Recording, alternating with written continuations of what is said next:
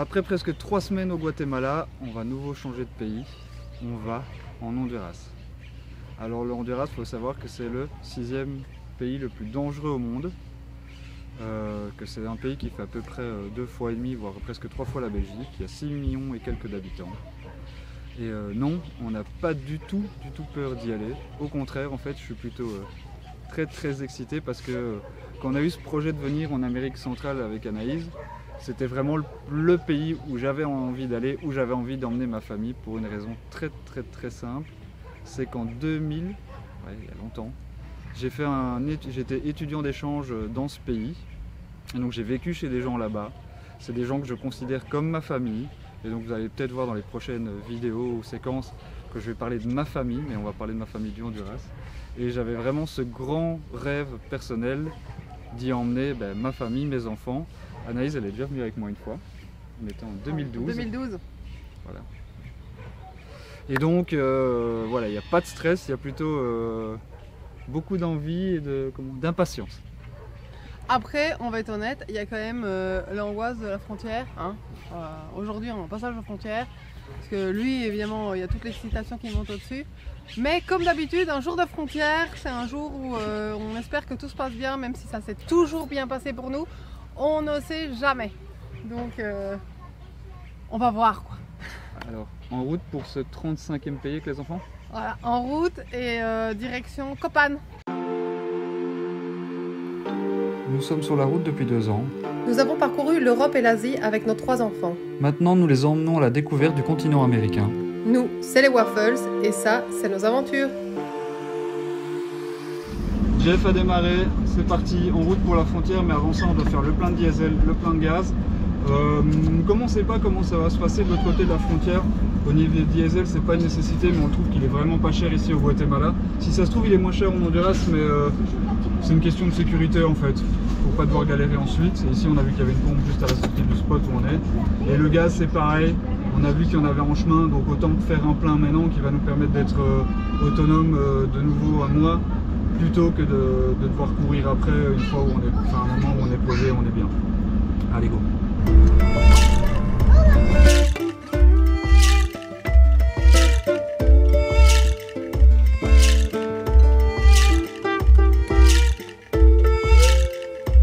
Nos dernières missions en Guatemala sont faites. On a fait le plein de diesel, on a fait le plein de gaz, même si on a bien failli ne pas savoir rentrer.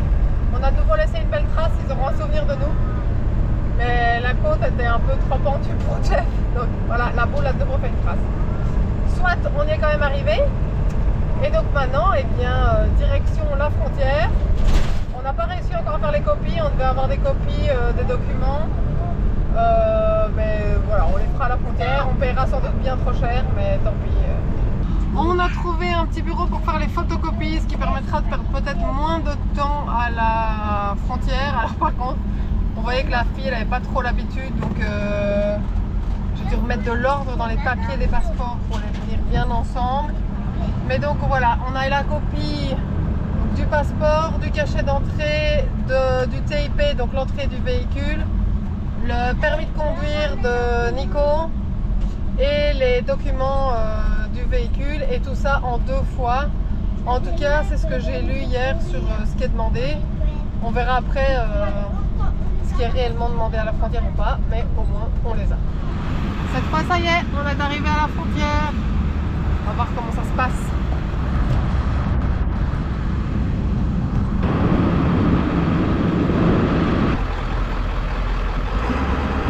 Je vous fais une vidéo avec un son pourri parce que j'ai que mon téléphone, mais soit. Donc j'étais toute contente parce qu'on avait fait les copies et j'ai bien fait, sauf qu'il en fallait pas 2, il en fallait 3. Donc là je suis à la recherche d'un endroit pour faire des copies. Mais tout est fermé parce que eh bien, c'est l'heure de pause. Quelle misère, je vous jure. Bah, du coup c'est mort, hein. Je peux retourner, Nico va... La dame a accepté de faire des copies pour nous parce qu'on est en heure de pause et donc tout est fermé. On court pour le Honduras. Alors on a fait les papiers de sortie du véhicule pour le Guatemala.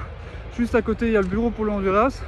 Là ça a mis beaucoup de temps, il a chipoté parce que le VIN est relié à l'année du véhicule de fabrication, c'est 95, mais comme le papier du document dit 97, c'est l'année d'immatriculation. Et là en fait on doit aller payer les frais d'entrée du Honduras dans un autre bureau ou dans un magasin, mais le magasin est fermé, donc on a dû chercher l'autre bureau qui est celui de DHL. Et en fait j'arrive là, on commence à faire la démarche et ils me disent les documents sont pas chargés sur le serveur, ça va pas, retour à la douane, attendre que le gars charge tous les documents sur le serveur et maintenant revenir et espérer que on puisse payer et donc sortir de cette zone frontalière.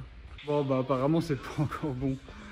Donc après on doit encore aller chercher les documents finalisés qui va avec le TIP qui va nous autoriser à rester en Honduras. Et après on doit encore sortir de la zone, donc j'imagine qu'il y a encore un dernier contrôle. Heureusement on va à 8 km plus loin, mais fou, dur là l'arrivée en Honduras. Mais sinon tout le monde super sympa, tout le monde là pour nous aider. Au Honduras on avait mal compris, on avait cru qu'elle avait dit 250 quetzals mais c'était 150, j'ai donné 250, elle a rendu les 100. Et là bah on attend.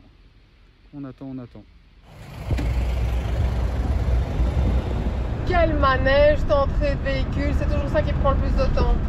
Bon là on fait la sortie, on a donné les papiers, on passe le dernier policier, on va voir ce qu'il veut. Hola, buenas.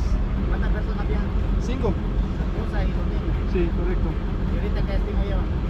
Hoy Copán, pero después San Pedro. Bienvenidos a Honduras. Youhou! Bon quand même, il est 14h, on est arrivé à 12h20, donc c'est 1h40 à la douane. Alors le gars, il a quand même sué de nouveau à cause de cette date qui nous pose problème quand même à chaque douane. Merci la Belgique d'avoir mal mis la date, soit. En attendant, cette fois-ci c'est bon. Ah oui, alors après il y a le système de paiement. Je sais pas si Nico en a déjà parlé, mais c'est quand même assez scandaleux. Ils se prennent, je crois, 6 $ de commission sur le paiement du TIP.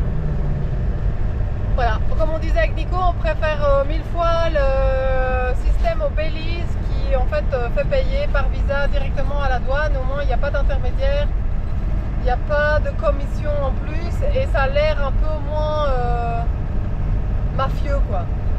On ne sait jamais si c'est vrai, si c'est pas vrai. Donc voilà qui est fait. Alors petit état des lieux par rapport à ce qu'on avait lu, comme ça aidera ceux qui sont derrière nous. Nous on avait lu qu'il fallait 2 copies de tous les documents du véhicule, de permis de conduire et le passeport, etc. Donc on avait fait des photocopies de tout en pensant que c'était pour la migration. Et en fait, en réalité à la migration il n'y a besoin de rien, juste les passeports. C'est pour le véhicule qui a besoin de documents et en fait il s'agit de 3 copies. 3 copies du papier du véhicule, 3 copies de l'entrée évidemment au Guatemala, le TIP, donc le papier du véhicule pour le Guatemala, 3 copies du passeport de celui qui conduit et alors du cachet. Alors là ça c'est franchement, enfin, vous ne savez pas le faire à l'avance. C'est 3 copies du cachet de sortie du Guatemala. Ou l'entrée du Honduras. C'est génial, donc vous venez de faire votre cachet et il vous demande 3 copies. Donc voilà. Mais après, à part ça, donc il n'y a pas besoin des copies des autres personnes, il n'y a pas besoin. Enfin, il n'y a rien besoin d'autre quoi. Donc moi j'ai fait 1000 fois trop de copies. Ça va encore faire des papiers de brouillon, ma fille va être contente, elle va pouvoir faire des bricolages. Voilà. Bon, on avait normalement planifié d'aller à un spot qui était la maison de Mauricio, un endroit où il fait payer pour pouvoir se garer chez lui. Sauf qu'en fait, je ne sais pas ce qu'il y a aujourd'hui, il y a plein de bus scolaires devant les ruines. Donc lui, il est juste en face des ruines. Et il y a plein de bus, on n'a pas réussi ni à trouver l'entrée. Enfin voilà, on n'a même pas trouvé l'entrée. On est passé dans un sens et puis dans l'autre. Du coup, on s'est rabattu sur cet endroit-ci, qui est connu des voyageurs pour les pizzas là-bas derrière. Et avant, en fait, ceci était un terrain vide. Et donc, on pouvait se garer. Là, maintenant, il y a un mécanicien. Mais il a accepté qu'on s'installe là. Donc, on est installé.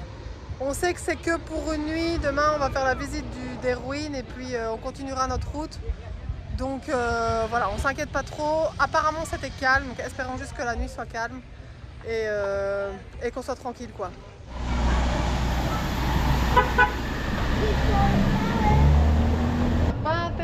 aller, hein. Tu redescends tout. Dès 15 h, on est enfin posé à table. On a réussi à trouver quelqu'un pour changer les quelques quetzals qui nous restaient en lempira. Et pas les euros parce que on trouve que le taux n'était pas terrible.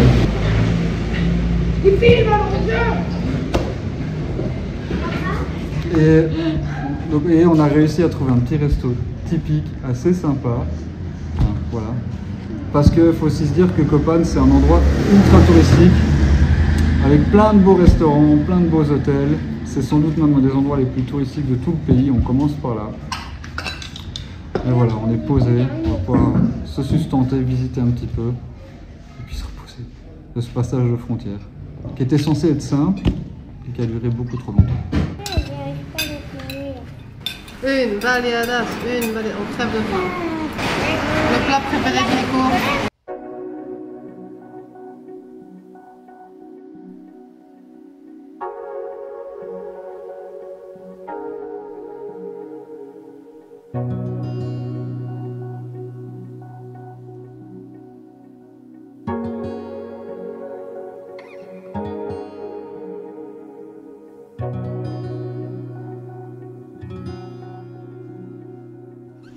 Il est 8h20 après un petit déjeuner rapide.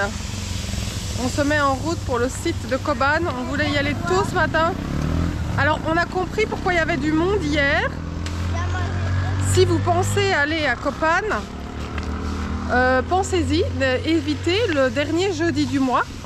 Parce que les enfants ont l'entrée gratuite, les enfants ont du rien. Donc en fait c'est pour ça qu'il y avait plein de bus scolaires et toutes les écoles étaient là hier. On espère qu'il y aura moins de monde aujourd'hui et qu'on aura une visite tranquille en allant tôt. On a aussi promis avec Anaïs que ce serait la dernière visite de ruines Maya avec les enfants avant longtemps. On pense qu'ils commencent à en avoir un petit peu marre. On a trop marre. Bah, la dernière, ils ont fait quand même Quirigua sans broncher. Et je pense que Copan, pour terminer, ça va vraiment être sympa pour eux. En route pour la découverte de ce petit site. Ça y est, on a payé. Alors, les enfants de moins de 6 ans ne payent pas. Et attendez 2 secondes. Parce qu'on va être honnête, en fait, on a laissé Nico à la billetterie. On a tous couru à la toilette. Comme ça, on remplissait moins dans le jet. Comme ça, vous avez tous les détails. Mais donc, 20 $ par personne pour les étrangers. Et les enfants de moins de 6 ans ne payent pas. Donc ça, c'est la bonne nouvelle. Parce qu'évidemment, on a dit que Santiago et Livia avaient moins de 6 ans. Et là maintenant on va avoir le site, il n'y a pas grand monde sur le parking, donc on espère qu'on va avoir le site tranquille. J'entends déjà les perroquets, Livia elle cherche qu'une seule chose, c'est les plumes de perroquets, de haras. Alors ici à l'entrée du parc de Copan, ils ont des mangeoires pour les haras. Il y a vraiment un projet pour pouvoir les libérer, les relibérer avec tout le groupe qui vole en liberté ici. Ah voilà, Livia elle voulait trouver une plume. Elle a trouvé une plume, faudra la laver seulement. C'est papa qui l'a trouvé. On a les haras qui nous volent au-dessus de la tête, c'est super chouette. Grosse frustration maintenant, c'est que les autres aussi veulent trouver des plumes. Donc on va essayer de trouver des plumes pour tout le monde. Et là on arrive sur la grande place. Je reste moi impressionnée par ces arbres qui sont toujours présents sur les sites. C'est des arbres tellement majestueux, il y en a un là derrière moi et un là-bas. Tout le monde, c'est celui derrière moi, mais alors je pense que celui là-bas au bout, il est encore plus majestueux.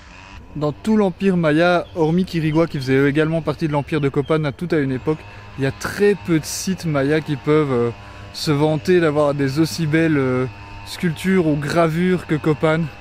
C'est vraiment pour moi un des plus beaux à ce niveau-là. Alors oui, j'ai pas vu tous les sites Maya qui existent, mais on commence déjà à en avoir fait quelques-uns et Copan il a vraiment cette chose particulière où le détail des gravures est au-dessus.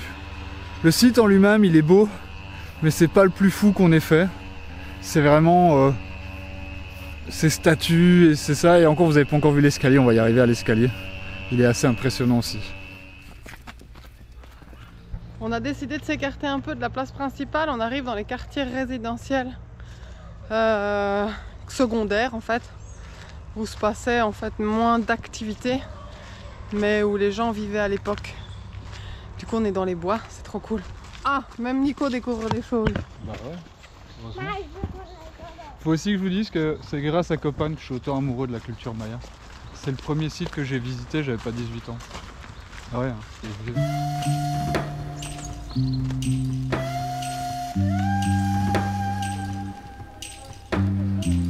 La méduse et l'hélico. Cet escalier il est tellement important pour les archéologues que regardez, il est bâché. On le protège pour pas qu'il s'abîme encore plus. Il y a un travail de rénovation qui est effectué depuis les années 70 dessus. C'est très important, comme je le disais, pour la découverte et la compréhension du monde maya. Là, j'ai des abeilles qui me tournent autour, c'est super casse-pied. Citation de Santiago quand même, c'est pourquoi est-ce qu'ils ont été écrire ça en langage maya alors qu'ils pouvaient le faire dans notre langue. On a trouvé la plume qui était là dans le champ. De ce côté-là, elle est bleue et rouge. Et de ce côté-ci, elle est rouge. Waouh! Mais ils peuvent même pas le faire.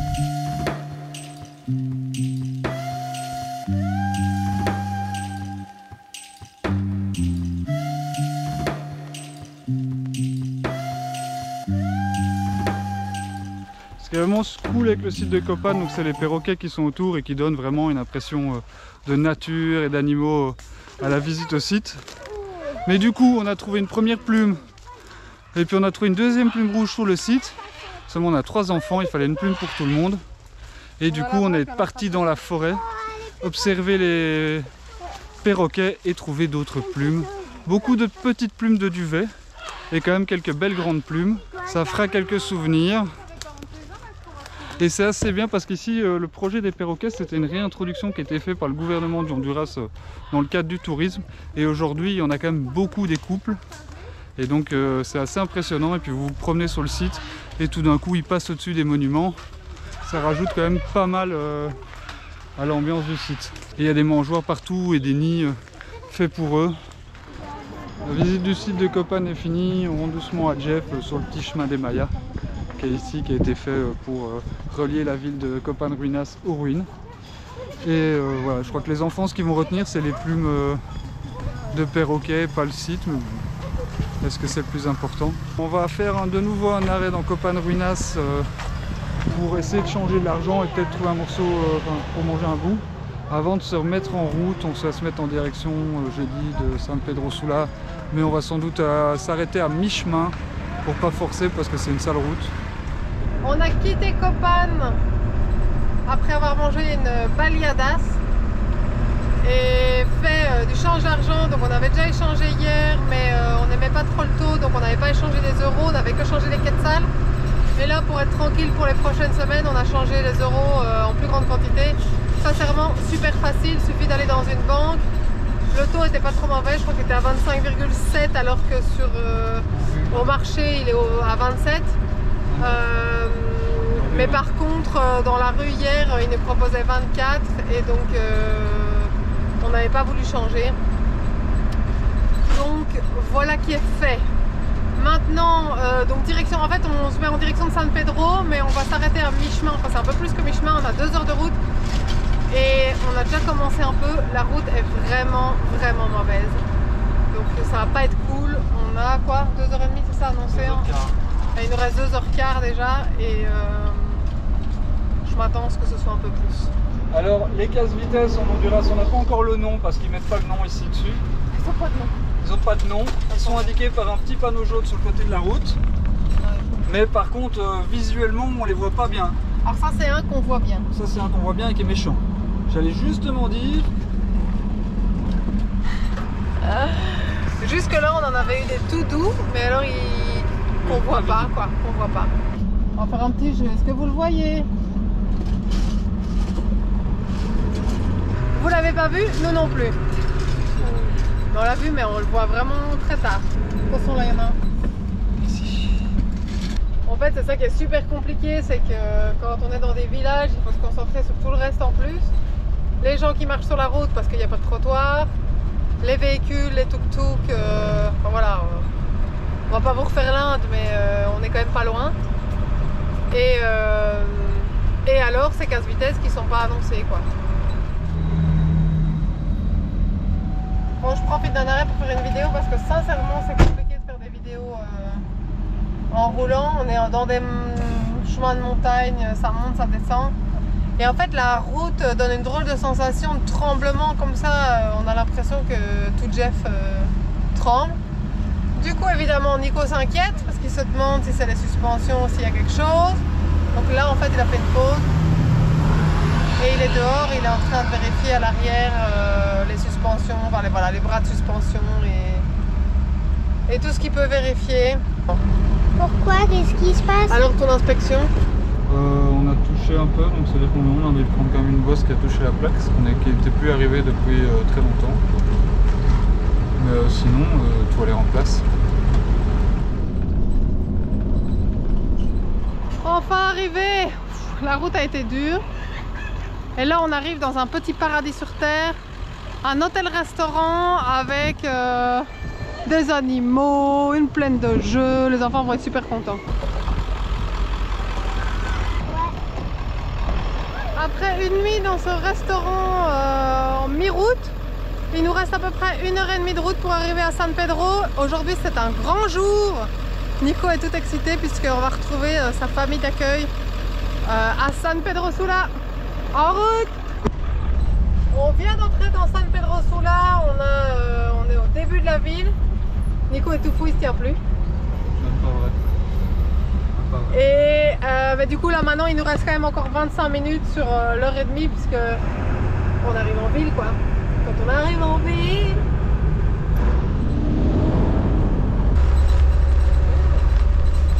Ces gens-là, c'est les collectivos. C'est les gens qui ramassent tous les gens sur le bord de la route, genre les bus chez nous, quoi. Sauf que ça s'arrête tout le temps. Et entre les arrêts, ça roule comme des malades. Parce qu'évidemment, première arrivée, c'est le premier qui prend les clients. Donc c'est celui qui se fait le plus de thunes. Les rapiditos, même ceux-là. Ah pardon. Les rapiditos. C'est pas les collectivos, c'est les rapiditos. Ça vous dit le nom. En fait c'est super drôle parce que dans chaque pays il y a des noms un peu spécifiques comme ça qui ne s'utilisent pas spécialement pour la même chose. Et depuis qu'on se connaît, Nico et moi on a des discussions sur quel mot utiliser, pourquoi. Parce que c'est pas la même chose ici qu'en Équateur où moi j'ai appris l'espagnol. Je vous fais un petit retour d'expérience, première course en Honduras. Alors c'est marrant parce que je suis allée toute seule et j'ai plus du tout l'habitude de faire des courses toute seule.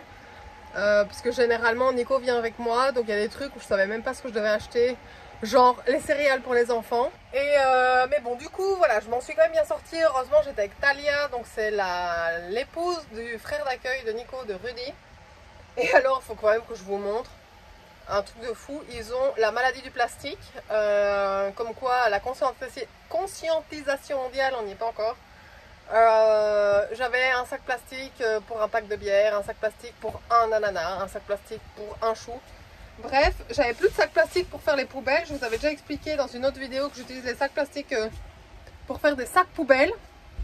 Et ben ça y est, je suis renflouée. Je peux de nouveau refuser tous les sacs plastiques de tous les prochains magasins. Parce que là, ils m'ont fait le plein, j'en ai au moins pour quelques semaines. Je vous montre. Voilà.